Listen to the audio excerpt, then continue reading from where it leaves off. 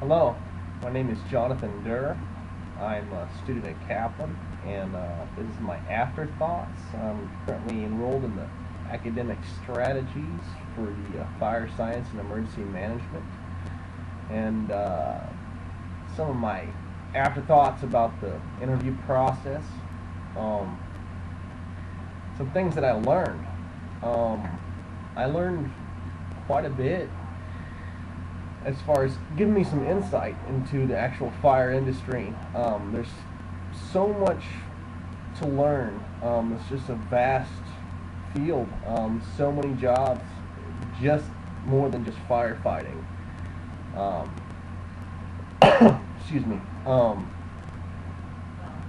This interview, I mean, I didn't really expect to get on such an interpersonal level with this individual, and because I'm a very much of an introvert. I'm kind of closed, and I don't really communicate unless I really need to. I'm a good teacher and a good learner when it comes to training and job and stuff like that. But it helps me get a real good mindset to have a positive outlook about everything ahead of me, not only in college but in life and in the fire industry itself.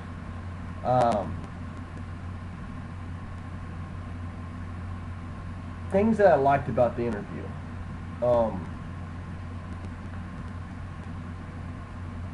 I would have to say that I really liked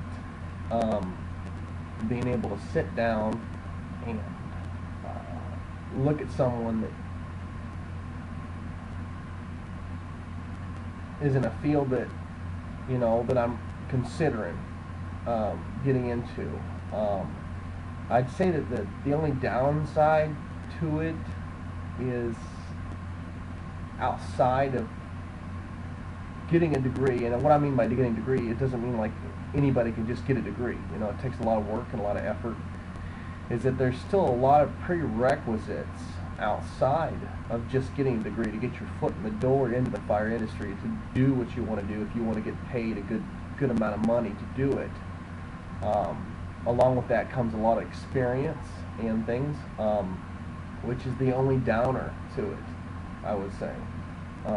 So I have a lot to learn in that field if in the end I do wish to ultimately pursue it.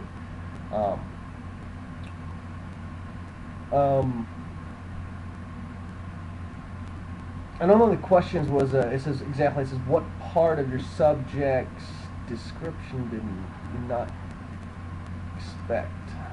Expectations along those lines.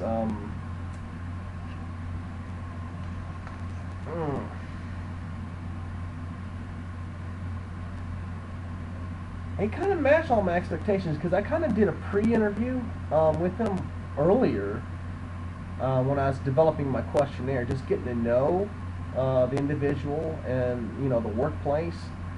I'm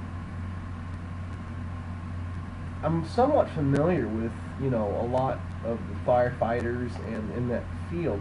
It's just branching out and really looking into getting, like I said, once again, gaining that insight to what's really you really need to know in order to get your foot in the door. One thing I didn't expect, I mean, he was a real laid back, he's a real joking kind of guy, but when it came to talks of 9/11 and casualties and such, and particularly when it comes to training, he had a totally different side to him, and it's a side that I really respected. And it's a side you shouldn't just take lightly. You should take that fairly seriously. I mean, training, like he talked about community outreach programs and training civilians, military, and such, because he is in the Department of Defense, which is a different realm in itself than vice a county or local or state fire departments.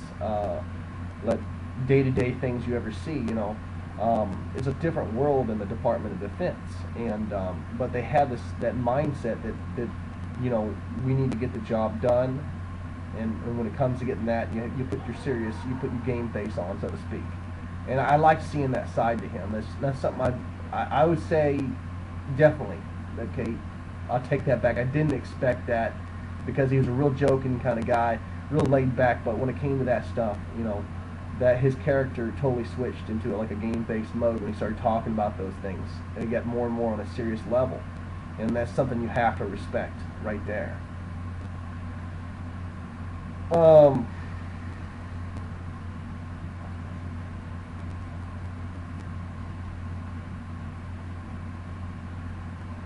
I'd have to say too, just because of that, it really motivated me, because I too have that same mindset when it comes to, you train like you fight and fight like you train. I mean, I don't BS around with that stuff. It's life-saving equipment, and lives are at risk. Your life is at risk. Their life is at risk, and you have split-second decisions, and you really need to think twice. And that's when it comes to training and such like that. I don't take that lightly. And he really did motivate me in that aspect, because he let me know too that it's not just because I'm in the military myself, that in any realm of the fire industry, they don't take that lightly, and that is really a good motivation factor for myself. Let me know that I can still have that same mindset, and it's still going to work no matter where I go in the fire industry, because they don't take that lightly. A couple of things surprised me about this guy. Is his background in the Air Force. I didn't know a lot of history behind the Department of Defense, the firefighting industry on government facilities, that it was actually once handled by just the Air Force itself. That's the reason why a lot of the certifications are done through the Department of Defense, are ran through the Air Force and such. You can get certs through the Navy, the branch I'm in, and everything. And that's one of his conflicts was that, a lot of local guys that are qualified within the state, well, I'm in California, that their quals don't carry over. And it's kind of sad that it does, because they train the same stuff, pretty much the same techniques as everybody else. It's just the equipment might be different. Like I said in my interview, if you read it, it states in there about the Department of Defense. I mean, the government, we have a lot of money. So we don't necessarily need grants. They get a budget every fiscal year. And what I mean by fiscal year, every October. They get new money. This is the money you have to play with, and they often have deep pockets. That's one of the hard things about your smaller, like your county, your rural areas and stuff, is where a lot of volunteer firefighters are at. They don't have that much money. They have to get grants. They have to get outside help to help them get the proper up-to-date equipment, the new technology that's coming out. I think the biggest thing I'll take from this interview is to walk away with a smile, knowing that this is very possible. Of course, anything's impossible if you really put your mind to it in any field. It does not just necessarily fire industry. Anything, just anything in life. Period. If you really want it and you put your mind to it, there's a high chance that you will achieve it. You just have to know your role at the same time and not get too arrogant or cocky with it, and don't think that you're necessarily better than everyone else. Don't have that mindset, because remember, there's somebody always right at your heel, waiting to take that spot from you.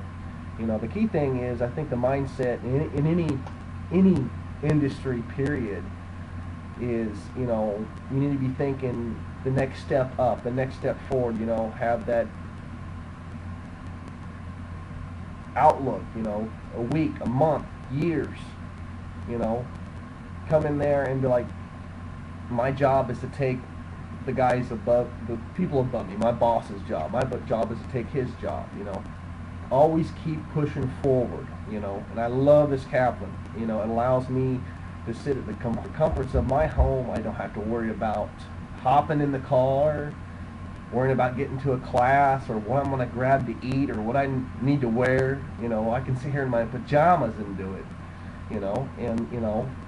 And me being 30 years old, of course, maturity is a state of mind. I don't have the common distractors that traditional brick and mortar school does.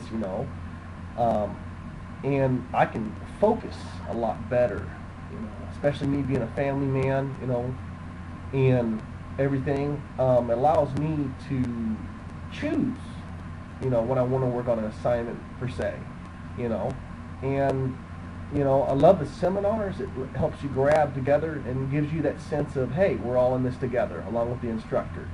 And so that's my afterthoughts.